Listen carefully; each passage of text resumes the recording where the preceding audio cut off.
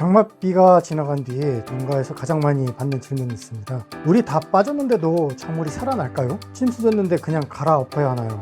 그런데 여러분, 얼마 전 저는 멜론묘를 전국에 공급하는 한 대표님과 통화를 하면서 정말 많은 것을 배웠습니다. 대표님께 첫 마디가 이랬습니다. 예전에는 침수되면 어떻게든 살리려고 했어요. 그런데 요즘은 그냥 덮어버리는 농가도 많습니다. 처음에는 저도 깜짝 놀랐습니다. 살릴 수 있는데 왜 포기하지? 하지만 이야기를 끝까지 듣고 나니 충분히 이해가 되더군요. 예전에는 침수 피해를 입으면 농가들이 끝까지 살리려고 노력했습니다. 배수를 하고 밝은제를 사용하고 관주로 토양병을 관리하면서 다시 뿌리를 살려냈습니다. 실제로 이런 방법으로 회복한 사례도 적지 않았다고 합니다. 그런데 요즘은 상황이 달라졌습니다. 풍수의 보험 제도가 있고 인건비는 계속 오르고 있습니다.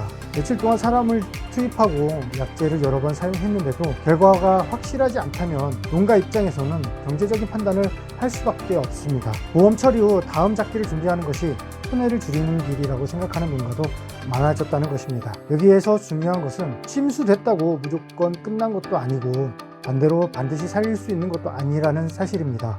결국 피해 정도와 회복 가능성을 얼마나 빨리 판단하느냐가 중요합니다. 그렇다면 침수 후 가장 먼저 해야 하는 일은 무엇일까요? 첫 번째, 가장 중요한 것은 배수입니다. 물이 오래 고여 있을수록 뿌리는 숨을 쉬지 못합니다. 식물의 뿌리도 사람처럼 산소가 필요합니다. 물이 빠지지 않으면 뿌리는 산소 부족 상태가 되고 세포가 손상되면서 양분과 수분을 흡수하지 못하게 됩니다. 여기에 토양 속 병원균까지 빠르게 증식하기 시작합니다. 그래서 침수 피해는 얼마나 빨리 물을 빼느냐에 따라 결과가 크게 달라집니다. 두 번째, 토양 상태를 확인해야 합니다. 물이 빠졌다고 끝난 것이 아닙니다. 토양이 계속 질퍽거리거나 단단하게 굳어 있으면 뿌리는 여전히 활동하지 못합니다. 배수가 끝난 뒤에도 토양이 숨 쉴 수 있는 환경을 만들어주는 것이 중요합니다. 세 번째, 토양병을 관리해야 합니다. 침수 이후 가장 많이 발생하는 문제가 바로 역병, 뿌리 썩은병, 각종 토양병입니다. 뿌리가 약해진 상태에서는 병원균이 침입하기 훨씬 쉬워집니다. 따라서 필요한 경우에는 등록변 관주용 살균제를 이용해 초기병 발생을 억제하는 것이 중요합니다. 농가에서는 흔히 항생제를 친다라고 표현하기도 하지만 정확하게는 토양병을 관리하는 등록변 살균제를 사용하는 것입니다. 네 번째, 밝은 관리입니다. 침수 피해를 입은 작물은 겉으로는 살아있는 것처럼 보여도 뿌리 기능이 크게 떨어져 있는 경우가 많습니다. 이때 가장 중요한 것은 새 뿌리를 얼마나 빨리 만들어 주느냐입니다.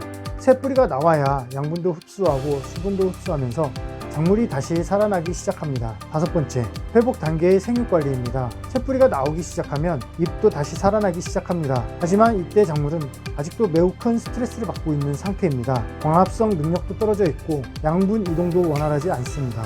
이 시기에 연면 시비 등을 통해 작물의 생육을 보조해주는 관리가 도움이 될 수 있습니다. 저 역시 현장에서 가리왕을 공급하면서 가장 많이 말씀드리는 부분이 바로 이것입니다. 가리왕이 침수된 작물을 기적처럼 살려주는 제품이라고 말씀드리는 것이 아닙니다. 그런 제품은 세상에 없습니다. 배수가 되지 않은 포장을 살리는 제품도 없습니다. 토양병을 대신 막아주는 제품도 아닙니다. 반드시 먼저 해야 할 일은 배수이고 병의 관리이고 밝은 관리입니다. 그 이후 작물이 다시 회복하는 과정에서 광합성과 생육을 돕고 침수로 인해 약해진 작물의 생리적인 스트레스를 줄여주는 관리가 중요하다고 생각합니다. 그래서 저는 현장에서 항상 말씀드립니다. 가리왕은 처음부터 만능 해결사가 아니라 회복 과정에서 작물이 다시 힘을 낼 수 있도록 도와주는 하나의 관리 방법으로 활용해 보시라고 말입니다. 결국 농사는 순서입니다.